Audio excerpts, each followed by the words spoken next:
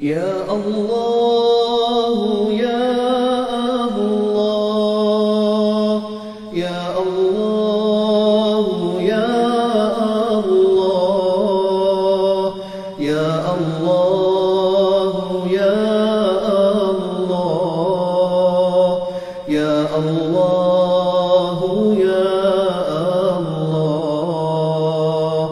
يا الله يا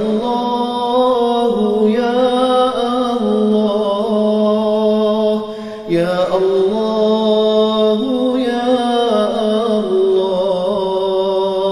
يا الله يا الله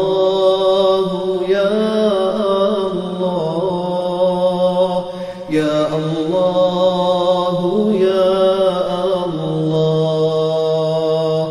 يا الله يا الله يا الله يا الله يا الله يا الله يا الله يا الله يا الله يا الله يا الله يا الله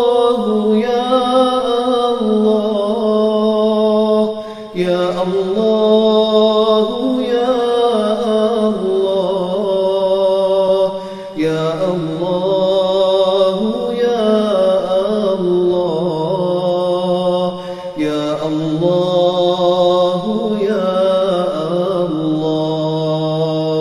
يا الله يا الله يا الله يا الله يا الله يا الله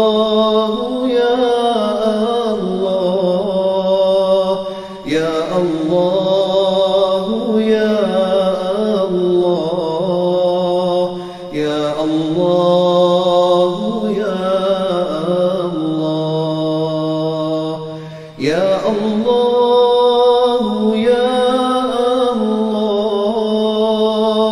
يا الله يا الله يا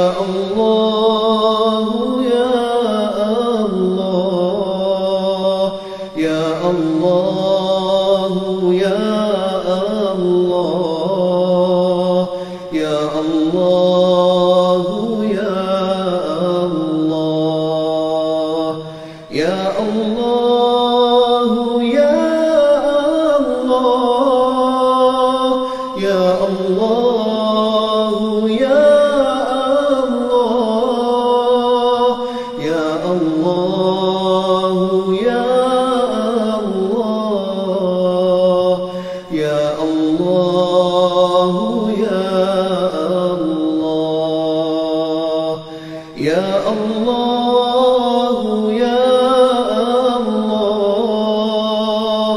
يا الله يا الله يا الله يا الله يا الله يا الله يا الله يا الله يا الله يا الله يا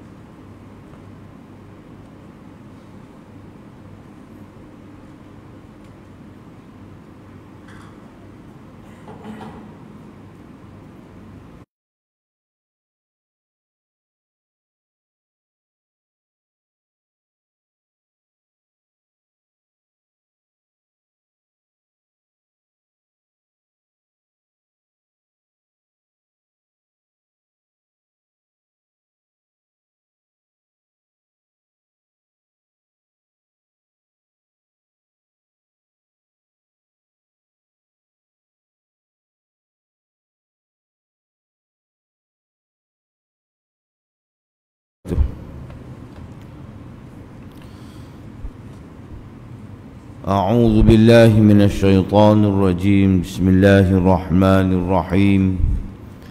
الحمد لله رب العالمين،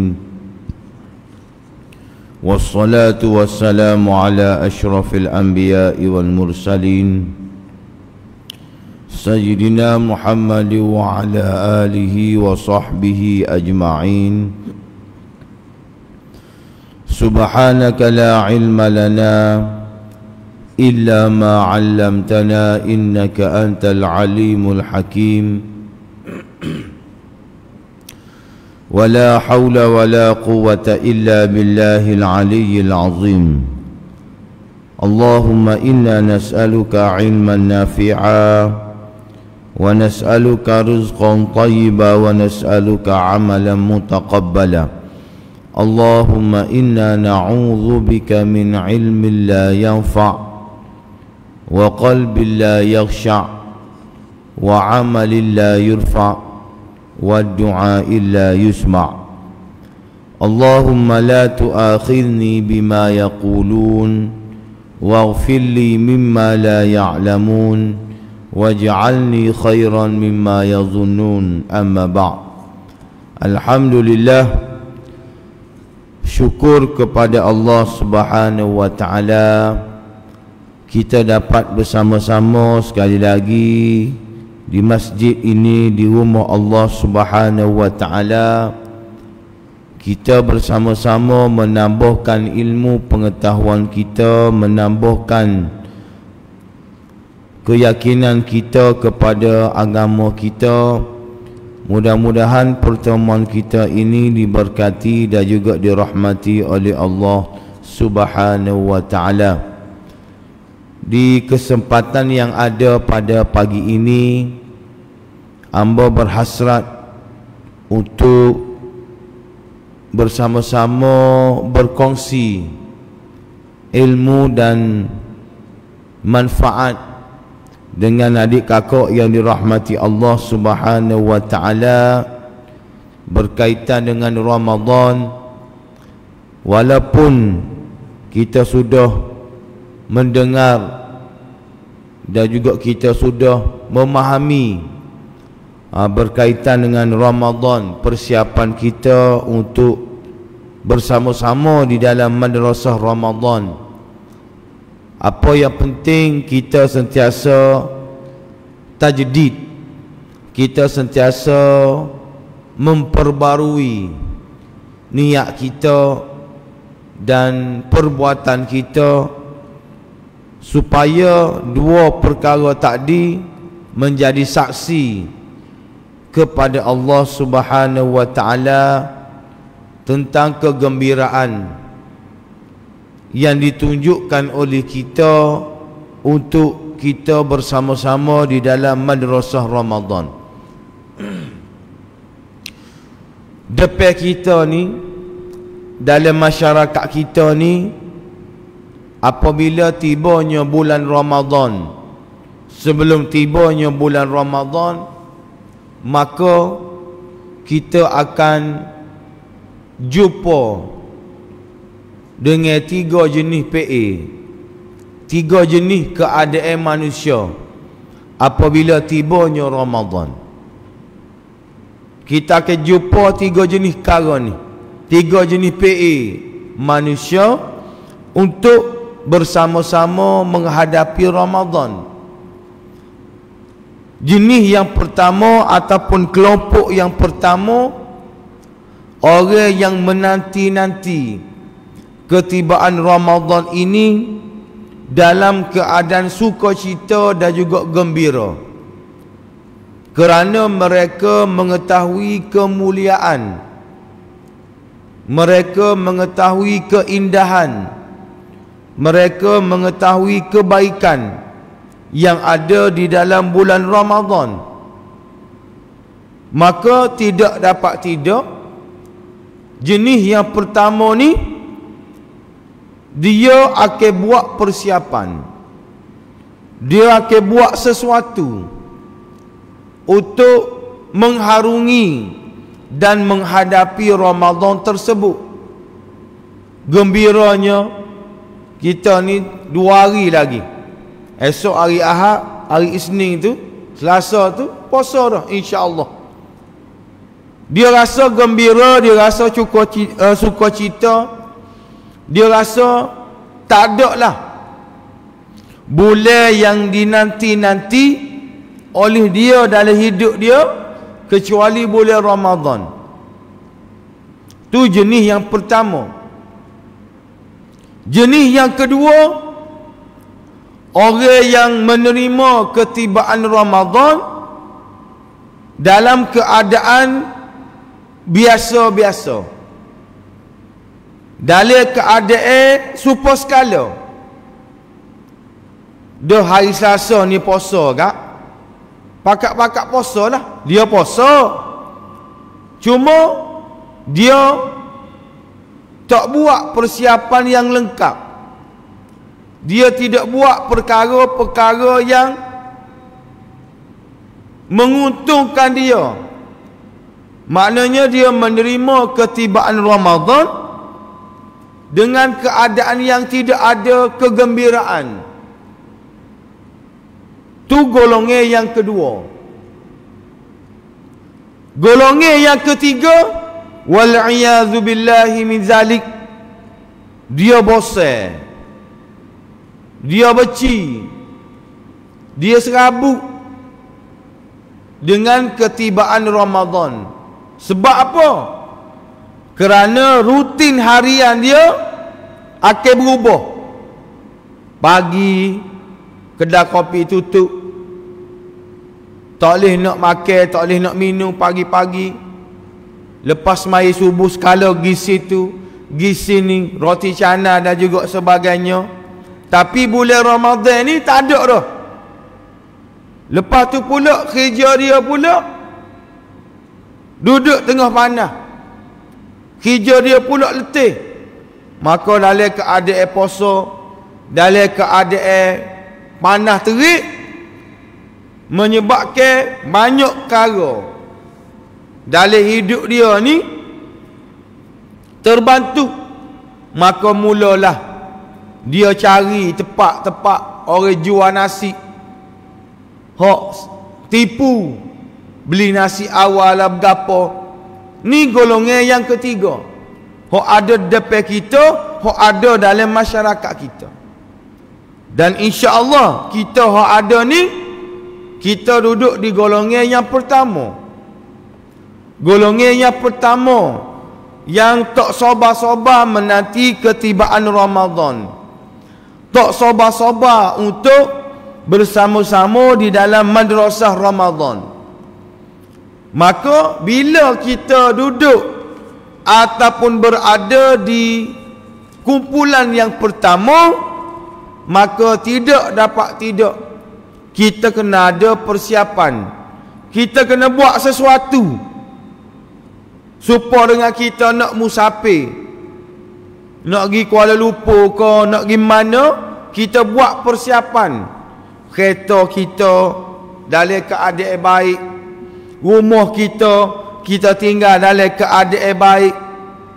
Begitu juga dengan Ramadan. Persiapan kita persiapan yang lengkap dan juga rapi. Gapo persiapan tersebut? Yang pertama, persiapan daripada sudut maknawi. Persiapan daripada sudut maknawi, iaitu spiritual. Maksudnya gapo? Maksudnya barang-barang yang duduk dalam jiwa kita, hak dalam hati kita ni bersih. Hati kita bersih, jiwa kita bersih, dalaman kita bersih daripada penyakit-penyakit hati, bongkak, sombong, mengadu domba, hasad, deki, suuzon dan macam-macam lagi. Penyakit-penyakit hati yang ada dalam hati kita, yang sebelum tibanya satu Ramadan, pastikan ianya tidak ada dalam jiwa kita, tidak ada dalam diri kita. Maka bagaimana nak bersihkan hati dan juga jiwa kita? Maka tidak dapat tidak, kita mesti kembali kepada Allah Subhanahu wa taala. Wa tubu ila Allahi jami'a. bertaubatlah kamu kepada Allah Subhanahu wa taala semuanya. Maknanya kita kena bertaubat kepada Allah Subhanahu wa taala di atas kesalahan yang kita lakukan. Seolah-olah kita nak masuk satu Ramadan ni dengan kain berwarna putih. Bukannya kain yang hitam legam, penuh dengan dosa, penuh dengan maksiat, tidak. Kalau kita masuk satu Ramadan dengan kotoran yang ada dalam hati kita, bagaimana kita nak rajin buat amal ibadat dalam bulan Ramadan? Bagaimana kita nak upgrade, lipat kali ganda ke amalan-amalan kita dalam bulan Ramadan? Kalau kita masuk dalam bulan Ramadan ni dengan kain yang penuh dengan dosa, hati yang penuh dengan dosa, tidak kembali kepada Allah Subhanahu wa taala. Lah ni kita nak masuk madrasah Ramadan dengan kain yang berwarna putih, maka tidak dapat tidak kita kena bertaubat kepada Allah Subhanahu wa taala. Bagaimana cara kita nak bertaubat kepada Allah?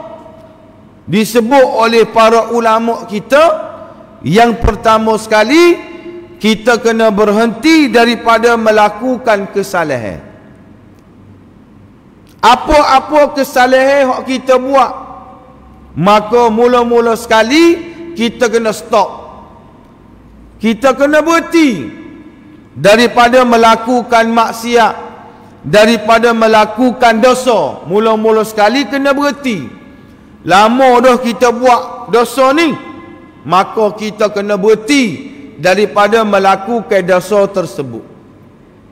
Yang kedua, mari rasa menyesal dalam hati kita, dalam jiwa kita. Tak kena aku buat lagu ni. Tak kena aku buat benda lagu ni. Maknanya mari rasa menyesal dalam jiwa kita, dalam hati kita, disebabkan kesalahan yang kita buat. Yang ketiga, kita berjanji tidak akan melakukan kesilapan yang sama. Kita tak akan buat dah. Kesilapan dan juga kesalahan tadi kita tak akan buat dah. Kita janji. Kita berhenti. Lepas tu mari rasa menyesal. Yang ketiga, kita janji dah, kita tidak akan buat kesalahan dan juga kesilapan yang sama. Kena ada rasa menyesal. Kena mari rasa janji dengan Allah Ta'ala, tak boleh buat dah. Ni tiga perkara.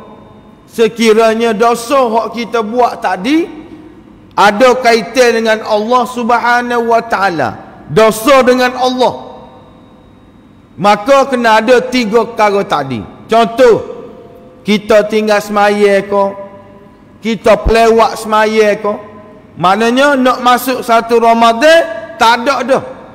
Benda-benda lagu tu tak ada dah. Ulama kata, kalau dosa tersebut ada kaitan rapat dengan manusia, dosa tersebut ada kaitan rapat dengan manusia, iaitu dosa hak manusia buat. Kita dengan orang tu, kita dengan orang ni ada dosa, maka ulama dia tambah sekara lagi, iaitu kita kena memohon kemaafan daripada orang tersebut. Kita mesti memohon keampunan daripada orang tersebut. Sebagai contoh, kalau kita fitnah dia, kita kena pergi minta maaf dengan dia. Kalau kita curi barang dia, kita kena hantar balik barang tersebut.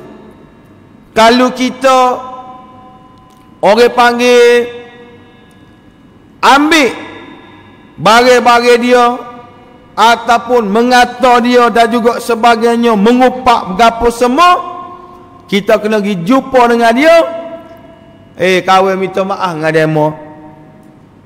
Sebelum puasa ni kahwin nak minta maaf dengan demo. Bapa? Kahwin duk kata kau demo, duk fitnah demo, duduk pelaga demo. Jadi kahwin mari ni nak minta maaf dengan demo. Biar butir lagu tu. Biar butir lagu tu, insya-Allah hati kita akan bersih, jiwa kita akan bersih, maka insya-Allah keberadaan kita di dalam bulan Ramadan akan penuh dengan keberkatan, kerahmatan dan pengampunan daripada Allah Subhanahu wa taala. So, dua persiapan daripada sudut fikri. Tadi maknawi, yang kedua fikri, iaitu kefahaman. Bagaimana? Iaitu dengan kita memahami hukum hakam berkaitan dengan Ramadan. Syarat sah puasa, syarat wajib puasa, rukun berpuasa, perkara-perkara sunat dalam puasa, perkara-perkara makruh dalam puasa, dan perkara-perkara yang membatalkan puasa. Maknanya benda tu ada dalam kepala kita. Tak ngapa pun tak apa, tapi kita tahu bila masuk satu Ramadan, lagu ni, lagu ni, lagu ni. Kalau berlaku lagu ni hukum dia. Kalau berlaku lagu ni hukum dia. Kalau kita tersalah minum air di siang hari dalam bulan Ramadan, kita tahu hukum dia batal ataupun tidak. Tak batal sebab salah minum. Ataupun berlaku kita sengaja minum air dalam bulan Ramadan di siang hari, kita tahu hukumnya batal. Hak taksirnya, amalan-amalan hak kita buat, perbuatan-perbuatan hak kita buat dalam bulan Ramadan ni, kita tak tahu batal ke, tak batal ke, makruh ke, sunat ke, tak tahu. Ni hak kita taksir. Lebih-lebih lagi kalau kita melakukan perkara-perkara yang membatalkan puasa. Wal'iyadzu billahi min zalik. Bayangkan bertahun-tahun dah kita puasa, tapi perbuatan tersebut kita buat sama dalam bulan Ramadan. Kebetulan tahun ni kita baru tahu hak kita duk buat tadi batal puasa. Allahu Akbar. Berapa lama dah kita duk buat amalan-amalan tersebut, rupa-rupanya batal puasa. Rupa-rupanya batal puasa, tapi kita tak cara, kita tak ira, kita tak tahu. Ni betapa pentingnya persiapan daripada sudut kefahaman, iaitu hukum hakam berkaitan dengan Ramadan. Maka sebab itulah program-program ambang Ramadan, anjuran masjid sendiri ko ataupun anjuran masjid mana-mana ko, kita kena hadir. Alhamdulillah, puak-puak kita ni hadir belakang. Hari ni nak tambah lagi, nak peringat lagi.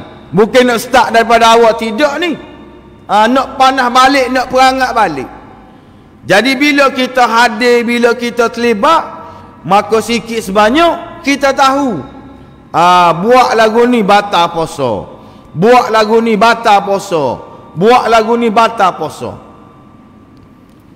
Jadi bila kita tahu, maka alhamdulillah lah, 30 hari dalam bulan Ramadan kita tak akan buat perkara-perkara yang membatalkan puasa, kerana benda tersebut kita sudah belajar.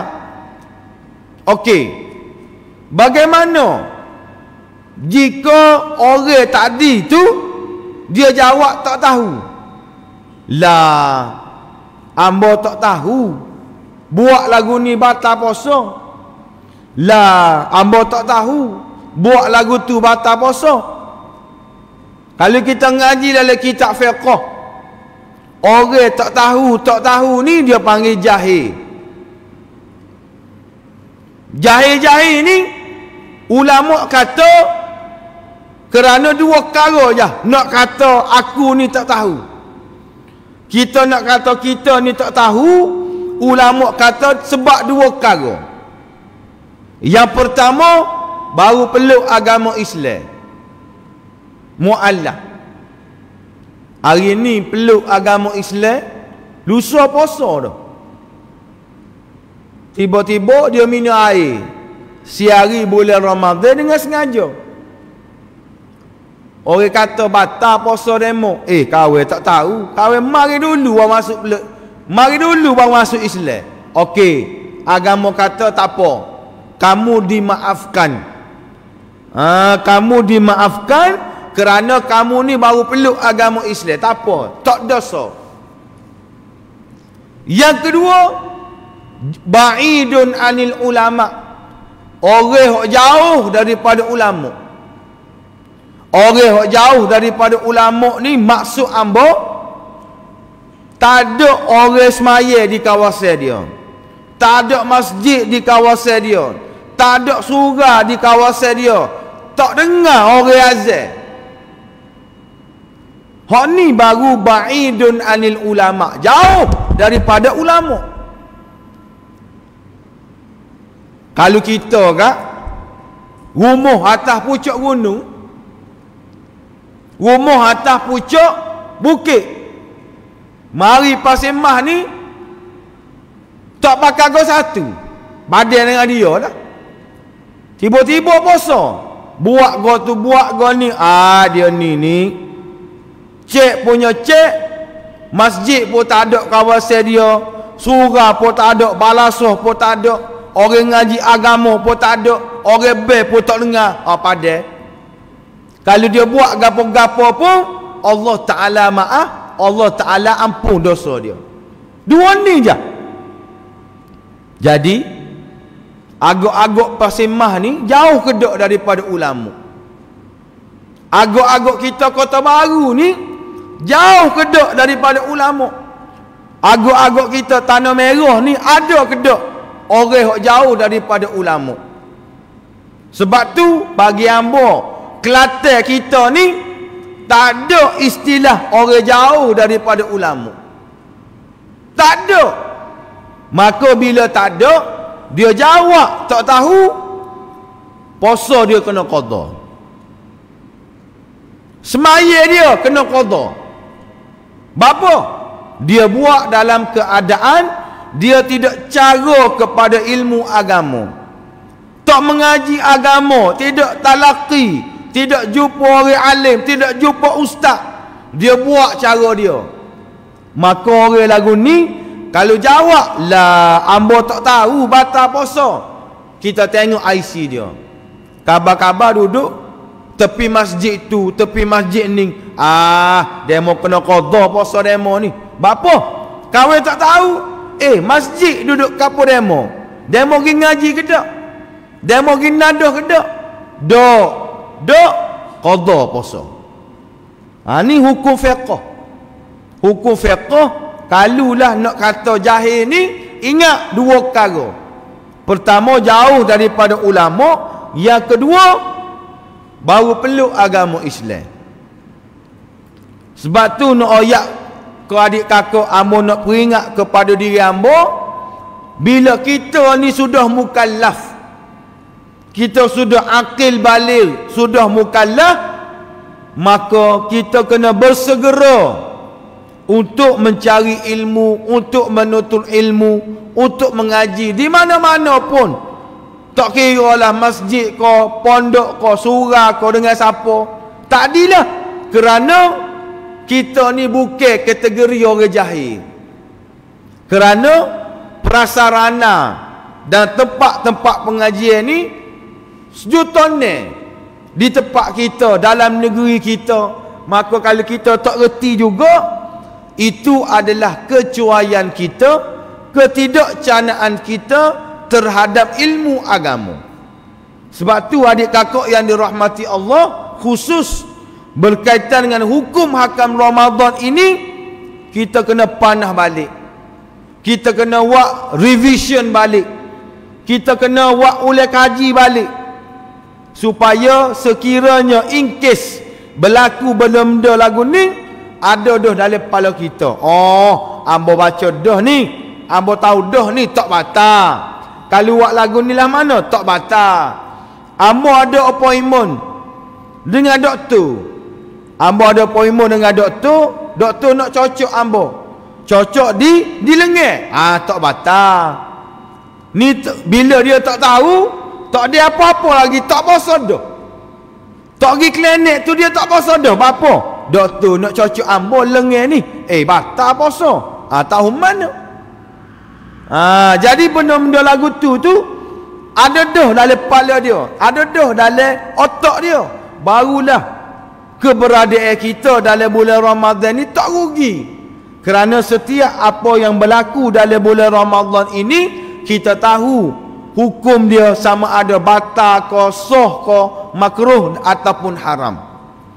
Yang ketiga, persiapan daripada sudut jasadi, iaitu kita panggil fizikal. Persiapan daripada sudut jasadi, iaitu fizikal.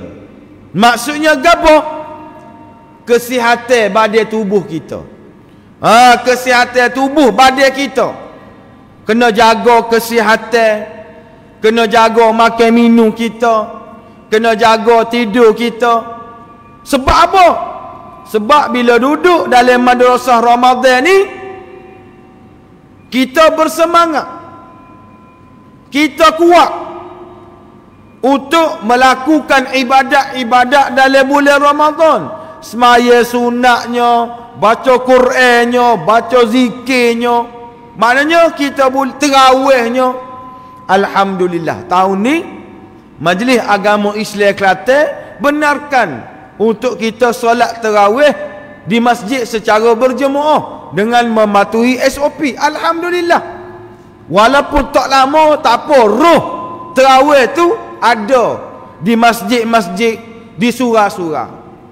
Maka nak terawih ni, hak 20 cara 20, hak 8 cara 8, dia nak sihat tubuh badan. Boleh berdiri lama, boleh perhabis terawih dia. Ni benda-benda lagu ni cukup-cukup penting untuk kita melipat kali gandakan amalan-amalan kita. Dan yang terakhir, persiapan daripada sudut kebendaan. Persiapan daripada sudut kebendaan, maksudnya apa? Kita kena perhabis pitih dalam bulan Ramadan.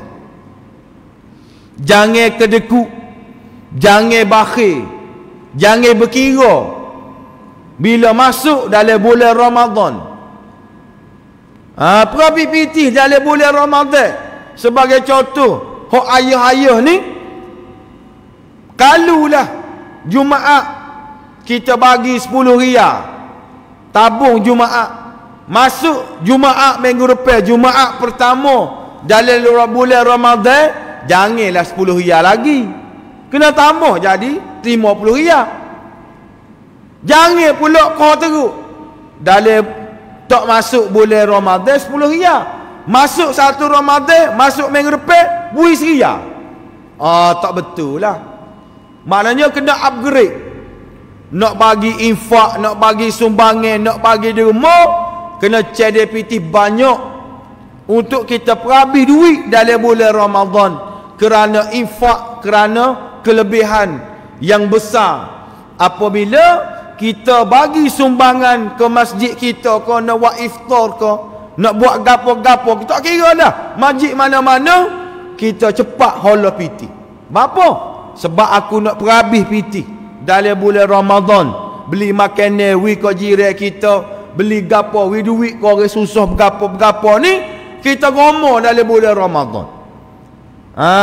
Insya-Allah kalau kita buat persiapan tadi, amba yakin dia juga percaya Ramadan tahun ini Ramadan yang betul-betul memberi manfaat dan kebaikan kepada kita, barulah bertepatan dengan firman Allah Ta'ala dalam ayat kefarduan Ramadan, la'allakum tattaqun.